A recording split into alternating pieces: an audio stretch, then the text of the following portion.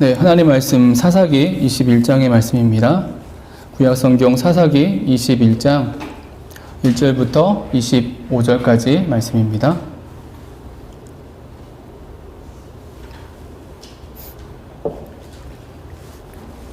사사기 21장 1절부터 25절까지 우리 한 절씩 교독하겠습니다. 제가 먼저 1절부터 읽겠습니다. 이스라엘 사람들이 미스바에서 맹세하여 이르기를 우리 중에 누구든지 딸을 베냐민 사람에게 아내로 주지 아니하리라 하였더라. 백성이 베델에 이르러 거기서 저녁까지 하나님 앞에 앉아서 큰 소리로 울며 이르되 이스라엘의 하나님 여호와여 어찌하여 이스라엘에 이런 일이 생겨서 오늘 이스라엘 중에 한 지파가 없어지게 하시나이까 하더니 이튿날에 백성이 일찍이 일어나 거기에 한 제단을 쌓고 번제와 화목제를 드렸더라. 이스라엘 자손이 이르되 이스라엘 온 지파 중에 총회와 함께하여 여호와 앞에 올라오지 아니한 자가 누구냐 하니 이는 그들이 크게 맹세하기를 미스바에 와서 여호와 앞에 이르지 아니하는 자는 반드시 죽일 것이라 하였음이라. 이스라엘 자손이 그들의 형제 베냐민을 위하여 뉘우쳐 이르되 오늘 이스라엘 중에 한 지파가 끊어졌도다. 그 남은 자들에게 우리가 어떻게 하면 아내를 얻게 하리요? 우리가 전에 여호와로 맹세하여 우리의 딸을 그들의 아내로 주지 아니하리라 하였도다. 또 이르되 이스라엘 지파 중 미스바에 올라와서 여호와께 이르지 아니한 자가 누구냐 하고 본즉 야베스 길르앗에서는 한 사람도 진영에 이르러 총회에 참여하지 백성을 계수할 때에 야베스 길르앗 주민이 하나도 거기 없음을 보았음이라. 회중이 큰 용사가 2,000명을 이리로 보내며 그들에게 명령하여 이르되 가서 야베스 길르앗 주민과 그녀와 어린아이를 칼날로 치라. 너희가 행할 일은 모든 남자 및 남자와 잔 여자를 진멸하여 바칠 것이니라 하였더라. 그들이 야베스 길르앗 주민 중에서 젊은 처녀 400명을 얻었으니 이는 아직 남자와 동침한 일이 없어 남자를 알지 못하는 자라. 그들을 실로 진영으로 데려오니 이곳은 가나안 땅이더라. 온 회중이 림몬 바위에 있는 베냐민 자손에게 사람을 보내어 평화를 공포하게 하였더니 그때 베냐민이 돌아온지라. 이에 이스라엘 사람이 야베스 길르앗 여자들 중에서 살처녀는 여자들을 그들에게 주었으나 아직도 부족함으로 백성들이 베냐민을 위하여 뉘우쳤으니 이는 여호와께서 이스라엘 지파 중에 한 지파가 빠지게 하셨음이었더라. 회중의 장로들이 이르되 베냐민의 여인이 다 멸절되었으니 이제 그 남은 자들에게 어떻게 하여야 아내를 얻게 할까 하고 또 이르되 베냐민 중 도망하여 살아남은 자에게 마땅히 기업이 있어야 하리니 그리하면 이스라엘 중에 한 지파가 사라짐이 없으리라. 그러나 우리가 우리의 딸을 그들의 아내로 주지 못하리니 이는 이스라엘 자손이 맹세하여 이르기를 딸을 베냐민에게 아내로 주는 자는 저주를 받으리라 하였음이로다 하니라. 또 이르되 보라 베델 북쪽 르보나 남쪽 베델에서 세겜으로 올라가는 큰 길 동쪽 실로에 매년 여호와의 명절이 있도다 하고 베냐민 자손에게 명령하여 이르되 가서 포도원에 숨어 보다가 실로의 여자들이 춤을 추러 나오거든 너희는 포도원에서 나와서 실로의 딸 중에서 각각 하나를 붙들어 가지고 자기의 아내로 삼아 베냐민 땅으로 돌아가라. 만일 그의 아버지나 형제가 와서 우리에게 시비하면 우리가 그에게 말하기를 청하건대 너희는 우리에게 은혜를 베풀어 그들을 우리에게 줄지니라. 이는 우리가 전쟁할 때에 각 사람을 위하여 그의 아내를 얻어주지 못하였고 너희가 자의로 그들에게 준 것이 아니니 너희에게 죄가 없을 것임이니라 하겠노라 하매 베냐민 자손이 그같이 행하여 춤추는 여자들 중에서 자기들의 숫자대로 붙들어 아내로 삼아 자기 기업에 돌아가서 성읍들을 건축하고 거기에 거주하였더라. 그때 이스라엘 자손이 그곳에서 각기 자기의 지파 자기의 가족에게로 돌아갔으니 곧 각기 그곳에서 나와서 자기의 기업으로 돌아갔더라. 같이 읽습니다. 그때에 이스라엘에 왕이 없으므로 사람이 각기 자기의 소견에 옳은 대로 행하였더라. 아멘. 네, 우리 화면 같이 얼굴 보시면서 같이 한번 인사하겠습니다. 사랑합니다. 축복합니다. 사랑합니다. 축복합니다. 네, 이렇게 줌에서 예배 드리니까 이렇게 얼굴을 볼 수 있어서 그리고 또 우리 다음다미 집은 카메라가 아까 3대까지 지금 3대 쓰고 있는 거죠? 풍성해 보여요. 우리 교회 성도들이 참 많다 이런 느낌이 들 정도로 좋긴 한데 화면이 좀 약간 질이 안 좋고 또 소리 같은 경우도 아마 지금 목소리는 잘 들어갈 것 같은데 찬양할 때는 그 음악 소리는 CD 소리는 잘 안 들어가고 기타 소리 잘 안 들어가는 좀 그런 게 있어서 유튜브가 조금 예배 드리기에는 좀 편리하지 않을까라는 생각도 들긴 하네요. 아마 찬양하실 때 화면도 아마 악보도 잘 보이지 않아서 좀 힘드셨을 것 같은 생각이 드는데 여튼 뭐 계속되는 이 비대면의 상황 속에서 우리가 조금 더 고민하고 더 좋은 예배 모습들을 또 준비하고 같이 들어가야 되지 않을까 생각이 좀 드네요. 네, 여튼 좀 불편하시더라도 함께 이렇게 얼굴 보면서 예배할 수 있음에 저는 감사드리고요. 오늘도 말씀하신 하나님의 은혜가 저와 여러분 가운데, 우리 가운데 임하여지길 간절히 소망합니다. 오늘은 사사기 마지막 시간입니다. 오늘 말씀의 제목입니다. 하나님 없는 하나님 나라예요. 하나님 없는 하나님 나라. 이 사사기 마지막 이 본문의 말씀을 통해서 오늘 다시 한번 더 사사기 시대의 실체, 사사기 시대의 모습을 보고 오늘 이 시대 속에서 우리의 모습, 우리의 삶의 모습을 다시 한번 돌아보는 은혜가 있어지길 간절히 소망합니다. 오늘 말씀 우리가 긴 말씀을 읽었듯이 우리가 지난주 들었던 그 전쟁의 이후에 이제 이어지는 말씀입니다. 이스라엘 총회로 모인 그 지파들과 베냐민 지파가 내전을 벌였었죠. 근데 그 일 가운데에 이제 하나님의 심판과 공의가 행해진 것입니다. 그것이 지난주에 들었듯이 기브온 사람들을 옹호한 베냐민 지파의 패배였고요. 그리고 그것만이 아니라 나머지 지파들이 두 번이나 하나님께 묻고 나갔음에도 불구하고 두 번이나 실패하는 과정을 우리가 볼 수 있었던 이스라엘 백성들을 향한 하나님의 심판이라는 모습이었습니다. 우리가 지난주에 이러한 전쟁의 내용을 보면서 우리가 사사기 시대 속에 계신 하나님의 모습이라는 제목으로 말씀의 은혜를 나눌 수 있었습니다. 그러니까 하나님이 그렇게 무너진 사사기 시대를 어떻게 보시는지, 그 사사기 시대를 하나님 어떻게 대하시는지를 우리가 볼 수 있었다라는 거예요. 그리고 그 내용은 심판과 공의였습니다. 그러니까 각기 자기 소견에 옳은 대로 행했던 그 시대였는데 그 시대를 보시면서 하나님은 분명하게 개입하시고 그리고 심판으로 하나님 뜻을 이제 보여주셨다라는 것이죠. 오늘 우리가 사는 이 시대를 향해서도 저는 마찬가지일 거라고 생각을 합니다. 이 세상의 악함과 무너짐, 변질됨, 교회의 타락, 크리스찬들의 무너짐 이런 모습을 보면서 하나님은 분명 이 사사기 시대처럼 하나님 임하신다라는 사실이에요. 심판, 공의를 행하심으로 마지막 시대의 한가운데에서 우리의 모습을 정말 진지하게 돌아볼 수 있기를 원합니다.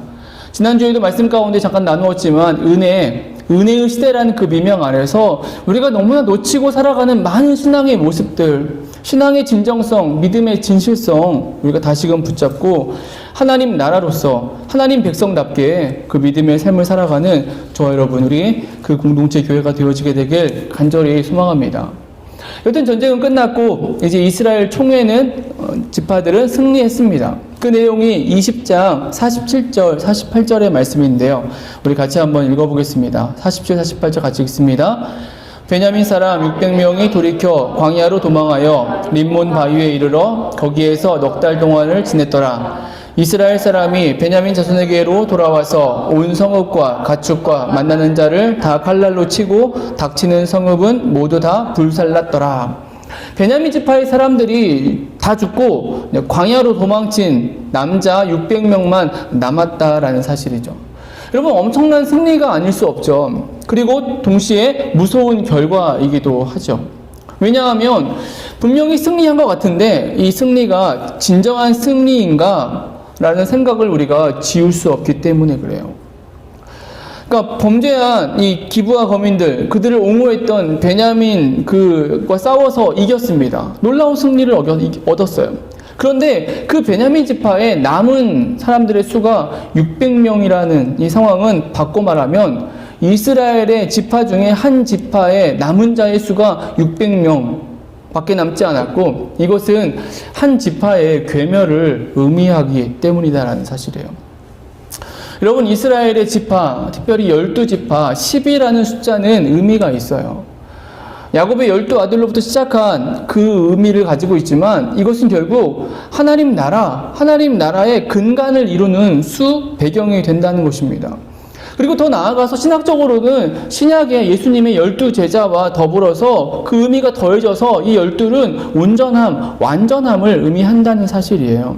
그런데 이 사사기 시대 속에서 이들의 전쟁으로 인해서 그 완전함이 깨어지는, 하나님 나라의 근간이 흔들리는 그런 상황을 맞닥뜨리게 되었다라는 거예요. 그리고 실제 현실도 그러했습니다. 우리가 말씀을 읽었지만 이스라엘 백성들이 이미 그 사실을 자각하고 있었다라는 거예요.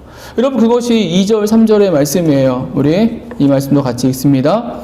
백성이 베델에 이르러 거기서 저녁까지 하나님 앞에 앉아서 큰 소리로 울며 이르되 이스라엘의 하나님 여호와여 어찌하여 이스라엘에 이런 일이 생겨서 오늘 이스라엘 중에 한 지파가 없어지게 하시나이까 하더니, 여러분, 이 말씀 참으로 재밌는 장면이죠. 여러분, 왜냐하면은 언제 하나님께서 이스라엘 백성들에게 베냐민 지파를 쳐서 그들을 진멸하라고 말씀하셨느냐라는 거예요. 하나님 그렇게 말씀하시지 않았습니다. 그저 모인 이스라엘 백성들이 자신들이 스스로 결의하고 스스로 결정하고 그렇게 해서 되어진 일인데, 마치 이것이 하나님의 명령이었다는 듯이, 하나님께서 하셨다는 듯이 하나님께 책임을 전가하고 있는 모습이라는 거예요. 여러분, 사사기 시대의 모습이고 사사기와 같은 시대를 그 모습으로 살아가는 어떤 이 시대의 인생들에게서 우리가 볼 수 있는 대표적인 모습이기도 합니다. 자기가 생각하고 자기가 판단하고 자기가 결정하고 자기가 행동하고서는 그 잘못된 안 된 책임을 하나님께로 묻는 모습들, 이건 사사기의 모습이라는, 오늘 이 시대 연약한 인생들의 모습이기도 하다라는 거예요. 오늘 우리 안에 이런 모습이 있지 않은지 우리가 먼저 우리 자신을 돌아보길 소망합니다. 여튼 이스라엘 백성들도 알고 있다는 거예요. 그래서 그들이 울면서 외치는 것입니다. 이스라엘의 한 지파가 사라지게, 없어지게 되었다라는 것이죠. 아직 600명이나 남아있는데 왜 이런 말을 하는 것일까? 그 이유를 보여주는 게 1절의 말씀입니다. 1절에 이렇게 말씀하고 있습니다. 이스라엘 사람들이 미스바에서 맹세하여 이르기를 우리 중에 누구든지 딸을 베냐민 사람에게 아내로 주지 아니하리라 하였더라. 이들이 처음 미스바에 모였을 때에 그들은 전쟁하기로 결의하면서 거기에 스스로 또 하나의 맹세를 했다는 거예요. 베냐민 사람에게 우리가 딸을 주지 말자. 즉 베냐민 지파와 혼인하지 않겠다라는 것이죠. 여러분, 그런데 어떻게 보면은 그 맹세에 그저 그냥 자신들의 자기 의를 드러낸, 베냐민 사람들은 악한 자들이니까 우리가 그들과 교류할 수 없다라는 그런 의미에서 맹세한 그런 맹세였을 텐데요. 전쟁이 끝나고 나니까 이 의미가 달라진 거예요. 그런 정도의 자기를 드러낸 자기 의의 그 의미를 넘어서서 실제로 한 지파가 사라지게 되는 그 상황에 처하게 된 것입니다. 왜냐하면 실제로 베냐민 지파의 사람들이 다 진멸되었고 살아남은 자는 광야로 도망친 남자 600명 밖에 없었기 때문이라는 거죠. 여러분, 그 남자 600명이, 남은 자들이 그 이후에 세대를 이어가고 지파를 이어가려면 어떻게 해야 될까요? 그들이 결혼을 하고 자식을 낳고 그러면서 다시 성을 쌓고 그렇게 그 지파를 이어가야만 한다는 것이죠. 그런데 베냐민 지파에는 남아있는 여인이 없었다는 거예요. 다 진멸당했어요. 이 전쟁이 얼마나 무서운 전쟁이었는지 알 수 있는 것이죠. 게다가 이 미스바에서의 맹세로 인해서 다른 지파에서도 아내를 얻을 수 없는 상황이 된 것이죠. 여러분, 우리는 여기에서 이 사사기 시대가 보여주는 어리석음, 문제 있는 모습, 우리는 다시 생각하게 되는 것입니다. 즉 미스바에서의 그 모습은 철저하게 사사기적이에요. 어리석은 모습이라는 거예요. 하나님께 묻지 않고 하나님의 뜻을 구하지 않고 스스로 감정적으로 흥분하여서 결의한 것, 이것이 가져온 결과가 이런 무서운 결과가 되고 있다는 거예요. 분명 그 당시에는 그들은 스스로 거룩하고 아마 스스로 자랑할 만했을 것입니다. 불의를 참지 못하는 나, 그래서 하나님의 영광을 위해서 내가 일어섰어라고 말하는, 그러면서 자기의 신앙과 자기의 명예를 드높이는 듯 했지만은 그것은 철저하게 자기 의였을 뿐이고 하나님 없이 자기가 스스로 결정한 어리석음이며 악한 모습에 불과했다라는 거예요. 우리가 사사기 마지막 이 장면의 이 상황을 우리가 들으면서 우리가 다시금 기억하기를 원합니다. 여러분, 믿음 안에서 하나님께 묻고 하나님의 응답을 받으며 살아가는 것, 이것만큼 중요한 게 없다는 거예요. 하나님 나라는 다른 것에 있지 않습니다. 하나님 나라의 삶은 어떤 업적이나 성공이나 어떤 대단한 어떤 그것에 있는 것이 아니라 그냥 하나님 믿는 믿음의 백성으로 삶을 살아가는 거예요. 하나님께 묻고 하나님의 뜻을 구하고 하나님의 인도하심 안에 머무는 것, 여기에 진정한 하나님 나라의 모습이 담겨져 있다는 것이죠. 오늘 다시 한번 우리의 모습을 돌아보며 하나님께 묻지 않고 내 의를 주장하는 모습들이 내 안에 있었다면 우리의 마음 돌이키고 다시금 하나님 앞에 서게 되길 간절히 소망합니다. 마지막 시대, 이 은혜의 시대를 살아가면서 은혜가 우리에게 방종이 되는 것이 아니라 더 철저하게 하나님께 묻고 하나님의 뜻을 구하고 하나님의 인도하심을 받으며 살아가는 저 여러분, 우리 그 공동체 교회가 되어지게 되길 주님의 이름으로 축원합니다. 여러분, 그런데 본문 속에 보게 되는 이스라엘 백성들의 모습, 그렇지 않았다는 거예요. 이들은 어리석었습니다. 그리고 이들의 어리석음은 계속되더라는 거예요. 정말 이 정도 됐으면 이스라엘 한 지파가 자기들의 의 때문에 어리석음 때문에 다 사라질 정도가 되었다면, 그래서 이들이 이렇게 울면서 외치고 있다면, 한탄하고 있다면, 그러면 이제부터라도 하나님 앞에 나아가서 전적으로 엎드려서 구해야 할 텐데 이들은 그렇지 않고 있어요. 이들의 모습은 참으로 놀라운 모습입니다. 이들이 또 결정해요. 또 결정하고 또 스스로 행동합니다. 여전히 하나님은 이들에게 응답하시지 않고 말씀하시지 않아요. 그런데 이들이 먼저 결정하고 생각하고 행동합니다. 그리고 그렇게 해서 고민하고 스스로 찾은 답이 5절이죠. 우리 5절 같이 읽습니다. 이스라엘 자손이 이르되 이스라엘 온 지파 중에 총회와 함께하여 여호와 앞에 올라오지 아니한 자가 누구냐 하니 이는 그들이 크게 맹세하기를 미스바에 와서 여호와 앞에 이르지 아니하는 자는 반드시 죽일 것이라 하였습니다. 이들이 미스바에서 또 하나 어리석은 결정을 했었는데요. 그것이 미스바에 오지 않은 자들도 우리가 죽이겠다라고 결정했다는 거예요. 참으로 어마어마한 생각들을 한 것입니다. 즉 그때 미스바에 올라오지 않은 지파 9절 말씀 보면은 야베스 길르앗 주민들이 있었고 미스바에서 맹세한 것에 따라서 그 길르앗 주민들을 죽이겠다는 거예요. 죽여서 근데 그 중에 여자들만 살려두어서 그 여자들을 베냐민 지파에게 주겠다라는 결정을 한 것입니다. 10절 12절의 말씀이 이제 그 말씀이에요. 전쟁에 나가는 그 길르앗 주민들을 죽이러 가는, 근데 그들을 향해서 큰 용사라고 이렇게 말하고 있습니다. 근데 그 큰 용사들이 한 것은 결국 자신의 동족인 길르앗 주민, 그 부녀와 어린아이를 다 죽이는 일을 행했다는 거예요. 그리고 자신들의 그 목적대로 남자와 동침한 일이 없어서 남자를 알지 못하는 그 여자만을 살렸다라는 거예요. 여러분, 참으로 안타까운 모습이죠. 사사기 시대의 모습이에요. 자기 의에 빠져서 잘못된 확신 속에서 계속해서 잘못된 길로 나아가고 있는 것이죠. 속된 말로 한마디로 엉망진창인 그런 모습인 것입니다. 여러분, 그런데 이것이 사사기 시대의 모습이었다라는 사실이에요. 우리가 그동안 사사기 말씀 쭉 들어오면서 사사들의 모습을 보면서 그래도 그들 안에 긍정적인 은혜의 요소들을 찾아볼 수 있었어요. 하나님이 그들을 쓰신 모습을 보았죠.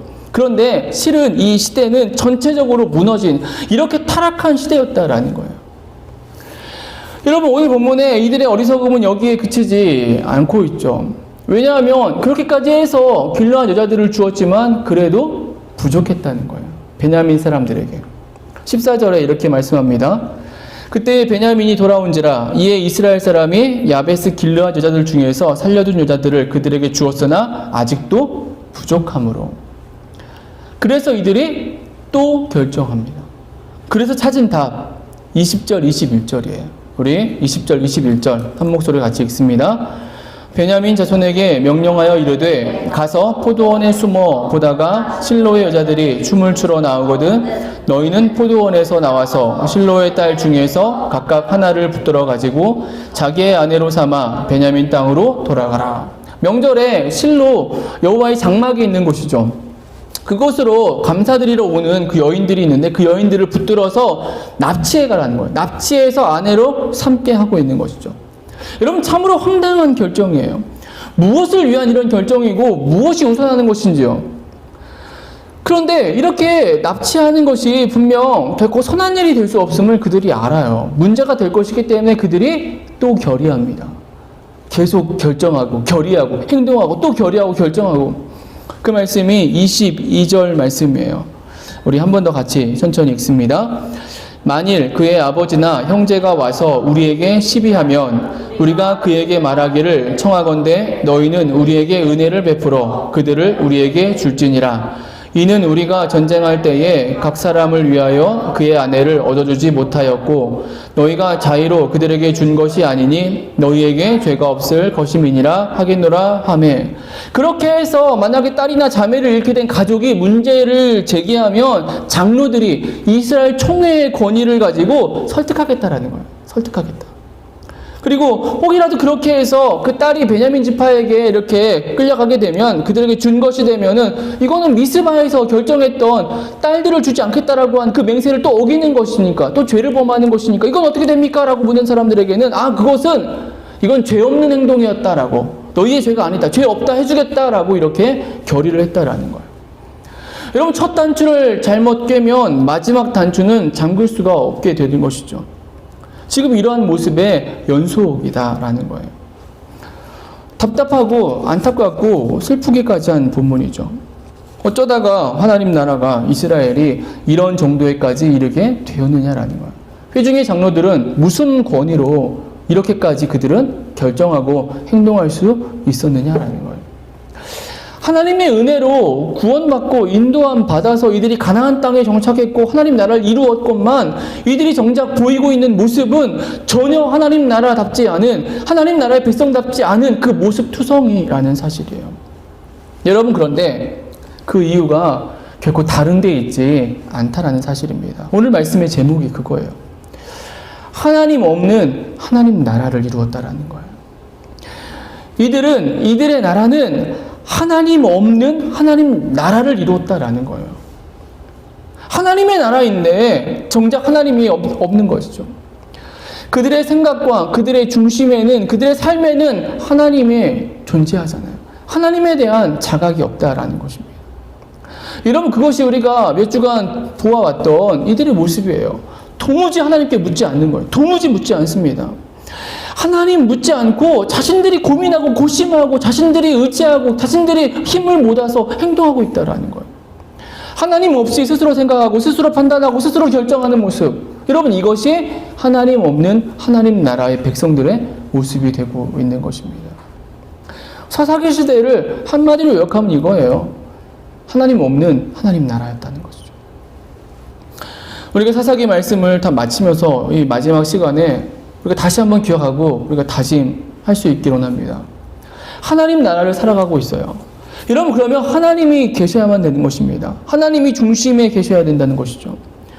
우리에게 다가오는 삶의 문제들과 형편들, 상황들 그런 것들이 먼저여서 그런 것들에 대한 답을 찾을 게 아니라 먼저 하나님께 구하는 거예요. 하나님의 뜻이 무엇인지를. 하나님 내가 어떻게 행동해야 되길 원하십니까? 하나님 내가 무엇을 해야 됩니까? 하나님 내가 어디로 가야 됩니까? 하나님 내가 어떤 모습으로 서야 됩니까? 하나님께 구하고 하나님 뜻을 찾아야 된다는 거예요. 산상수훈의 예수님도 말씀하셨습니다. 마태복음 6장 33절이죠. 우리 같이 읽습니다. 그런즉 너희는 먼저 그의 나라와 그의 의를 구하라. 그리하면 이 모든 것을 너희에게 더하시리라. 예수님이 말씀하셨어요. 먼저 그의 나라와 그의 의를 구하라.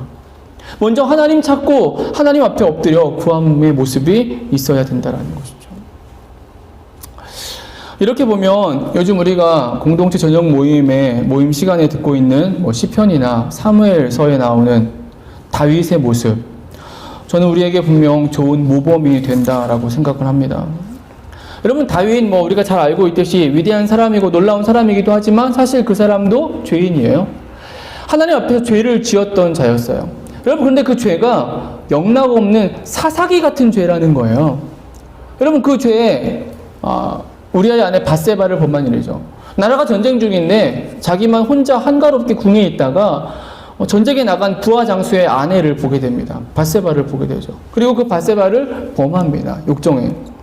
그런데 성경의 야고보서 말씀에 욕심이 잉태한 즉 죄를 낳고 죄가 장성한 즉 사망을 낳는다라는 말씀처럼 이 밧세바가 임신을 하게 된 거예요. 그래서 그 일을 숨기고자 전장터에 나간 그 부하 장수를 남편을 불러드립니다. 그러면서 그 아내와 잠을 자게끔 하죠. 그래서 그 부하의 아들이 태어나는 것처럼 하려는 거죠. 근데 그 충실한 부하는 자기의 동료들은 전장터에 자고 있는데 나는 편안하게 내 집에 들어가 잘 수 없다, 아내와 잘 수 없다라고 하고 동침을 하지 않아요. 그래서 다윗이 어떻게 합니까? 결국 그 부하 장수를 죽이는, 살인을 행하는 무서운 죄를 범하는 것이죠. 딱 오늘 본문의 모습이에요. 사사기 시대의 모습입니다. 잘못된 결의, 잘못된 시작으로 인해서 계속해서 더 큰 죄, 더 무악한, 심각한 죄를 지어가는 모습이죠.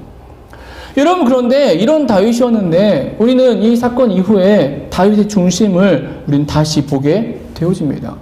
사무엘하 12장 13절이에요. 우리 같이 화면을 보고 있습니다. 다윗이 나단에게 이르되 내가 여호와께 죄를 범하였노라 하매 나단이 다윗에게 말하되 여호와께서도 당신의 죄를 사하셨나니 당신이 죽지 아니하려니와. 하나님께서 나단 선지자를 통해 책망하시는 것이죠. 근데 그 책망하심 앞에 이 다윗이 자신의 죄를 인정한다는 거예요.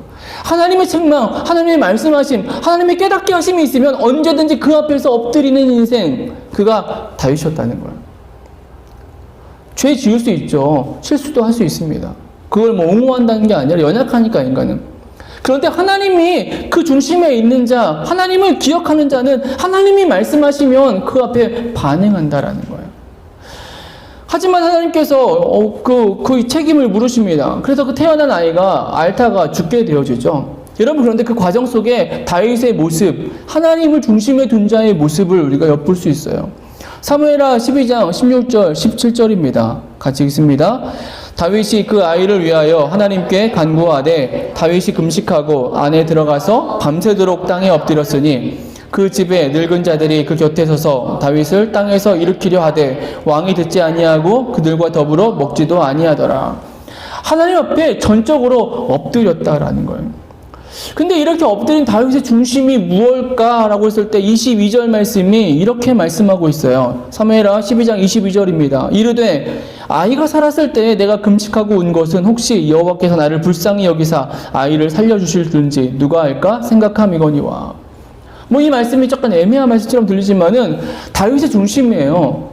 하나님께 전적으로 구한 거예요. 하나님이 그 대가를 네가 질 것이다라고 말씀하셨어요. 근데 그럼에도 불구하고 다윗의 중심에는 혹이라도 내 범죄로 벌어진 일은 맞지만 하나님의 심판이긴 하지만 그래도 하나님께서 나를 불쌍히 여겨서 혹시라도 그 아이를 살리실까 해서 전적으로 엎드린 그 모습을 행했다라는 거죠.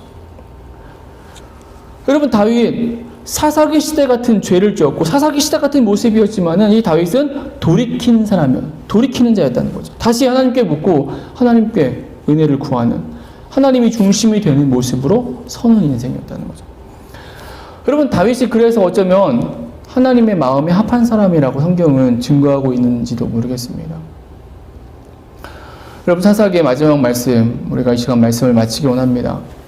오늘 이 시대는 사사기 시대와 같은 그런 시대죠. 그렇다는 것은 하나님 없는 하나님 나라의 모습을 띠고 있다는 거예요. 오늘 마지막 시대도 그러한 모습이에요. 교회는 너무도 많고 크리스찬들은 너무나 많이 있지만 하나님 없는 교회도 많고요. 하나님 없는 크리스찬들의 모습도 있다는 사실입니다. 뭐 단적으로 하나님께 더 이상 묻지 않고 하나님께 구하지 않고 하나님의 응답하심을 받으며 그 인도하심 받으며 살아가기보다는 자신의 생각과 자신의 만족과 자신의 계획을 두고 살아가는 사람, 여러분, 그 사람은 하나님 없는 사람인 거죠. 하나님 없는 크리스찬의 삶을 살아가는 거, 하나님 없는 교회의 모습이고 하나님 없는 하나님 나라를 살아가는 자의 모습과 다를 바 없다는 것입니다. 오늘 우리의 모습을 돌이키는 은혜가 있어지길 소망합니다. 하나님 나라는 말 그대로 하나님이 처음과 끝이 되시는 거예요. 하나님이 주인 되시고 하나님이 중심이 되는 나라입니다. 그래서 우리 인생의 모든 것에 있어서 하나님이 그 이유가 되어지고 결과가 되어져야만 된다라는 것이죠. 우리에게 주어진 이 시대의 삶, 주어진 또 한 주의 삶을 살아가면서 정말 하나님이 내 안에 충만하고 하나님이 우리의 가정 안에 충만하고 하나님이 우리의 기업 안에 충만하고 하나님이 우리의 공동체 안에 충만하여서 하나님에게 이끌리는, 하나님께 묻고 응답받고 그 인도하심을 받으며 살아가는 그런 삶을 살아가는 저 여러분, 우리의 모습이 되어지길 소망합니다. 우리에게 주어진 한 주가 능히 그러한 한 주로 살아가는 은혜가 있어지게 되길 주님의 이름으로 축원합니다. 우리 같이 한번 기도.